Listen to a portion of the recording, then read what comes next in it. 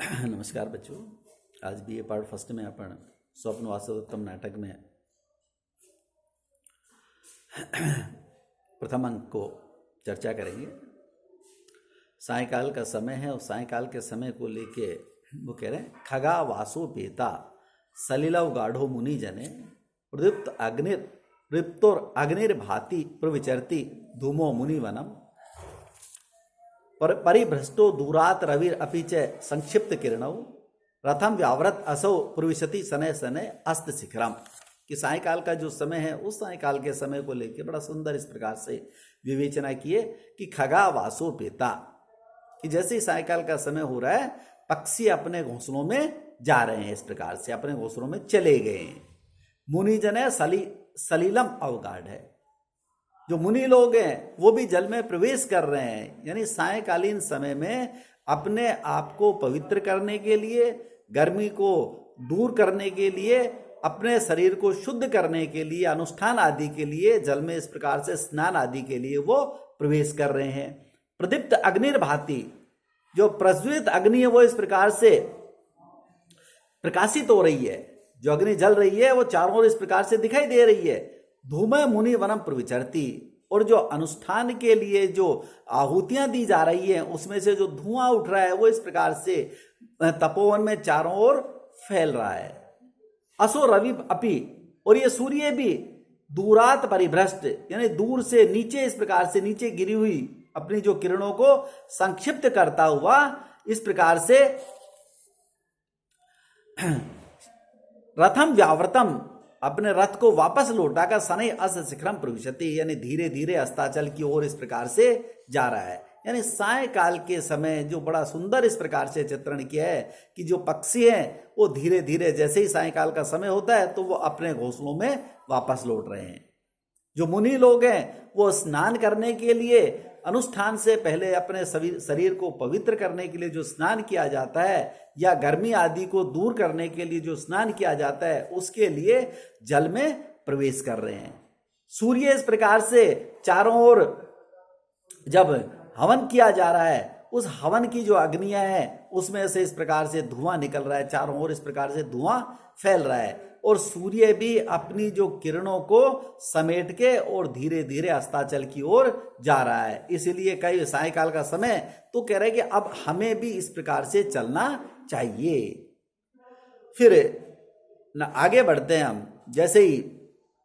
आगे जा रहा है तो राजा धीरे धीरे वहां से वापस आए। उसके बाद राजा इस प्रकार की अवस्था में पहुंच गया जिसे हम कहते हैं कामियों वाली अवस्था।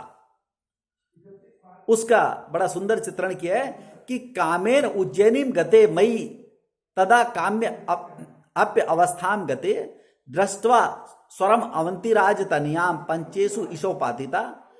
तर अद्य अपि ससल्य एव हृदय भूयस्य विद्धा वयम पंचेषु मदनो यदा कथम अयम षष्ठ सर पातिता है। कि भाई उस समय उज्जैनी से जाते समय अवंतिराज तनया स्वयं दृष्टवा, उस अवंतिराज पुत्री को मन माफिक इच्छा अनुसार इस प्रकार से देखता हुआ, जैसे ही मैंने इस प्रकार से उसको देखा, उसको इस प्रकार से देखकर कामम अपि अवस्थाम गते, मैं इस प्रकार से कुछ अलग अवस्था में, जिसे कहते हैं अनिवर्चनीय अवस्था, जो अलग तरह की एक तरह से मेरी जो स्थिति हो गई है अनिवर्चनीय, जिसका एक तरह से कथन नहीं किया जा सकता, जिसको बताया नहीं जा सकता। वो कहता है मैं ऐसी अवस्था में पहुंच गया, और उस अवस्था में पहुंचने पर कामेर पंच ईशोपाधिता, और कामदेव ने मेरे ऊपर उस अवस्था में अपने जो उसके 5 बाण होते हैं उन 5 बाणों का प्रहार मेरे ऊपर कर दिया। जो कामदेव के 5 बाण प्रसिद्ध हैं, उन 5 बाणों में अरविंद, अशोक, आम, नीलोत्पर और नवमाल्लिका, ये 5 कामदेव के बाण हैं। उस कामदेव ने अपने 5 बाणों का प्रहार मेरे ऊपर कर दिया। उसके पश्चात तय अद्य अपि हृदय ससल्य में, उन 5 बाणों से आज भी मेरा हृदय घायल है, विधा हुआ है आज भी, भूयश्य वह मिद्दा, और मैं फिर दोबारा से इस प्रकार से घायल किया जा रहा हूं, फिर वेदा जा रहा हूं। यदा मदन पंचेसु, कि भाई अगर कामदेव के 5 ही बाण है तो अयम षष्ठ सर कथम पातिता, तो कामदेव के पास में ये छठा बाण कहां से आया? कि भाई अगर कामदेव के 5 ही बाण है तो फिर मैं उसी अवस्था में पहुंच गया हूं, जब कामदेव के 5 ही बाण होते हैं तो फिर कामदेव ने ये छठा बाण मेरे ऊपर कैसे प्रहार किया, कहां से आया? इस प्रकार से वो कहता है राजा कि भाई उज्जैनी से जाते समय मैंने इच्छा अनुसार मन माफिक इस प्रकार से मैंने अवंती राजपुत्री वासव दत्ता को आराम से देखा, मैंने स्वेच्छा पूर्वक इस प्रकार से देखा, और उसको देखने के पश्चात जो मेरी अवस्था है अनिवर्चनीय अवस्था में मैं इस प्रकार से चला गया, जो कामियों वाली अवस्था है उस अवस्था में चला गया। और कामदेव ने मेरे ऊपर जो उसके 5 बाण हैं उन 5 बाणों का प्रहार मेरे ऊपर कर दिया, और उन बाणों से मैं अभी तक घायल हूं। तो वो कह रहा है और फिर उसके द्वारा मैं बेधा इस प्रकार से दोबारा बेधा जा रहा हूं। तो कह रहा है कि जब कामदेव के पास 5 ही बाण है तो ये छठा बाण उसने कहां से इस प्रकार से चला दिया। राजा अपनी स्थिति को स्पष्ट करता हुआ कहता है कि जब 5 बाण प्रसिद्ध है काम के, तो ये छठा बाण इस प्रकार से कहां से आया उसके पास में। फिर आगे चलते हैं हम कि ऋज्वताम चे विरलाम चे नतोन्नताम चे सप्तऋषि वंश कुटिलाम चे निवर्तनेषु निर्मुंचमान भुजंग उदर निर्मलस्य सीमाम इव अंबर तलस्य विभज्यमानम, कि ऐसे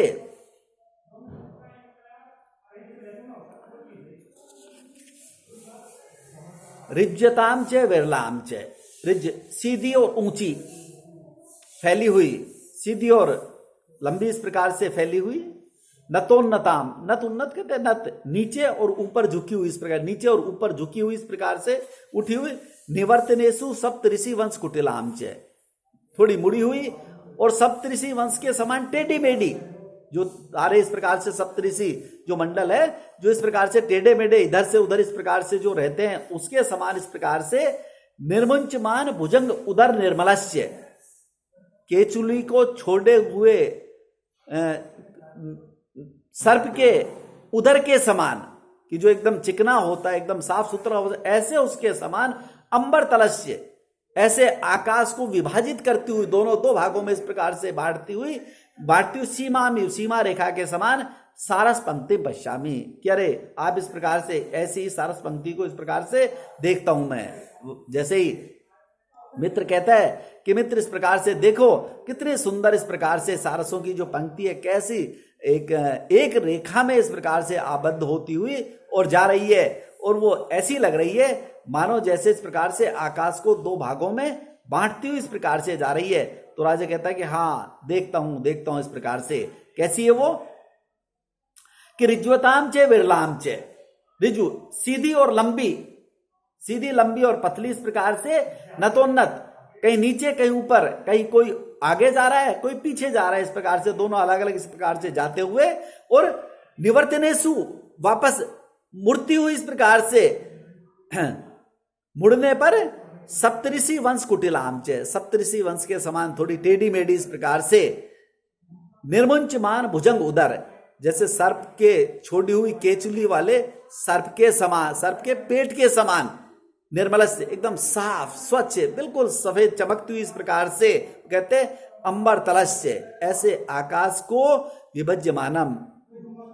बांटती हुई,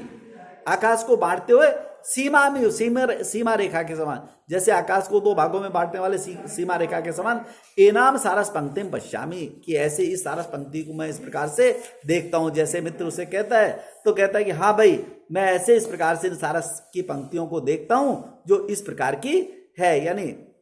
जो